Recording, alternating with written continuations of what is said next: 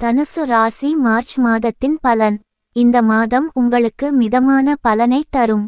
இந்த காலகட்டத்தில் குறுகிய பயணங்கள் சாத்தியமாகும். இந்த பயணங்கள் சற்று சிரமமாக இருந்தாலும் மாதத்தின் பிற்பகுதியில் உங்களுக்கு நன்மைகளை அளிக்கும். உங்கள் சகோதரர்கள், சகோதரிகள், உறவினர்கள், அயலவர்கள் அல்லது நண்பர்களுடன் நல்ல நேரத்தை செலவிடுவீர்கள். அவர்களுடன் பேசி உங்கள் பழைய நினைவுகளை புதுப்பிப்பீர்கள். மனதில் இருந்த பிரச்சனைகளை நீக்கி வெற்றி பெறுவீர்கள். மன உளைச்சல் குறைந்து ஆரோக்கியம் மேம்படும். பணத்தை சேமிப்பதிலும் வெற்றி பெறலாம். நீங்கள் வேலையில் தீவிர பிஸியாக இருக்க வேண்டியிருக்கும். இதன் காரணமாக நீங்கள் குடும்ப வாழ்க்கையிலிருந்து சிறிது தூரத்தை பராமரிக்க வேண்டியிருக்கும்.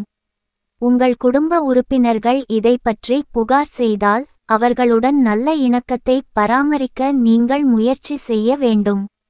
காதல் வாழ்க்கை நன்றாக இருக்கும். அதே வேளையில் தனிப்பட்ட வாழ்க்கையில் பதற்றம் அதிகமாக இருந்தாலும் சூழ்நிலைகளை சமாளித்து வெற்றி பெறுவீர்கள். மாத தொடக்கத்தில் சனி, சூரியன், புதன் 3ஆம் இடத்தில் பெயர்ச்சிப்பதும் 6ஆம் வீட்டின் அதிபதியான சுக்கிரன் செவ்வாயுடன் 2ஆம் வீட்டில் அமர்வதும் மாத தொடக்கத்தில் இருக்கும். உங்கள் சக ஊழியர்களுடனான உங்கள் நடத்தை மிகவும் முக்கியமானதாக இருக்கும். ஏனென்றால் அவர்களுடன் உங்களுக்கு வாக்குவாதம் ஏற்பட்டால் அவர்கள் உங்களுக்கு எதிராக செயல்படலாம் மற்றும் பணியிடத்தில் உங்களுக்கு பிரச்சனையாக மாறும். உங்கள் வேலையில் குறைந்த ஈடுபாடும் ஏற்படும். நீங்கள் ஏதேனும் வியாபாரம் செய்தால் மாதத்தின் ஆரம்பம் சாதகமாக இருக்கும். கடினமான சவால்கள் இருந்தபோதிலும் நீங்கள் சில அபாயங்களையும் எடுத்துக்கொண்டு உங்கள் வணிகத்தை புதிய திசையில் விரிவுபடுத்த முயற்சிப்பீர்கள். உங்கள் வணிக கூட்டாளருடனான உங்கள் உறவு சாதகமாக இருக்கும். குரு பகவான் மாதம் முழுவதும் 5ஆம் வீட்டில் இருப்பதால் உங்கள் உள்ளுணர்வு அறிவை அதிகரிக்கும். உங்களுக்கு நிறைய தெரியும் என்று நீங்கள் உணருவீர்கள். புதிய விஷயங்களை தெரிந்து கொள்வதன் மூலமும் அவற்றை படித்து புரிந்து கொள்வதன் மூலமும் மட்டுமே நீங்கள் தகவல்களை பெறலாம் மற்றும் உங்கள் அறிவை விரிவுபடுத்தலாம். எனவே எனக்கு எல்லாம் தெரியும் என்ற போக்கை தவிர்ப்பது நல்லது. நீங்கள் உங்கள் வேலையில் மிகவும் பிஸியாக இருப்பீர்கள். எனவே உங்கள் குடும்பத்திற்கு குறைந்த நேரத்தையே கொடுக்க முடியும். உங்களின் இந்த அலட்சியமும் குடும்ப உறுப்பினர்களை சிக்கலில் தள்ளும். நீங்கள் அவர்களுக்கு முக்கியத்துவம் கொடுக்கவில்லை என்று அவர்கள் நினைப்பார்கள். இருப்பினும் நீங்கள் நேரம் ஒதுக்கி அவர்களுடன் உட்கார்ந்து பேசி விஷயத்தை கையாள வேண்டும். குரு பகவான் மாதம் முழுவதும் 5ஆம் வீட்டில் இருப்பதால் உங்கள் அன்பை அதிகரிக்கும்.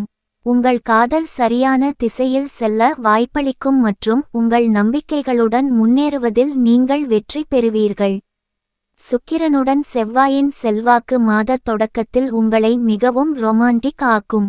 நீங்கள் திருமணமானவராக இருந்தால் மாத தொடக்கத்தில் உங்கள் தாம்பத்திய வாழ்க்கையில் சிறிது டென்ஷன் இருக்கும். ஆனால் அந்த சவால்களை உங்களால் சமாளிக்க முடியும். உங்கள் குடும்ப உறுப்பினர்களின் ஆதரவு இந்த சிக்கலில் இருந்து உங்களுக்கு உதவும் மற்றும் உங்கள் அன்புக்குரியவர்களால் நீங்கள் நேசிக்கப்படுவீர்கள். மாத தொடக்கத்தில் சுக்கிரனும் செவ்வாயும் உங்களின் 2ஆம் வீட்டில் இருப்பதால் செல்வம் சேர்வதற்கு உதவியாக இருக்கும். சொத்து வாங்க முதலீடு செய்யலாம். இது உங்களுக்கு லாபகரமான ஒப்பந்தமாக இருக்கும். 4ஆம் வீட்டில் ராகுவும் 10ஆம் வீட்டில் கேதுவும் இருப்பதால் எந்த ஒரு சொத்தில் முதலீடு செய்யும் முன் அதன் சட்ட அம்சங்களை கவனியுங்கள்.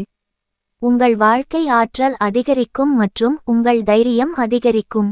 சவால்களை எதிர்கொள்ள தயாராக இருப்பீர்கள். மனதளவிலும் உடலளவிலும் ஆரோக்கியமாக இருப்பார். தோள்வலி அல்லது கண் பிரச்சினைகள் அல்லது பல்வலி உங்களை தொந்தரவு செய்யலாம்.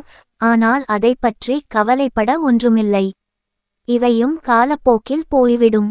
பரிகாரம்: ஞாயிற்றுக்கிழமை அன்று தாய் பசுவிற்கு உலர்ந்த கோதுமை மாவை ஊட்ட வேண்டும்.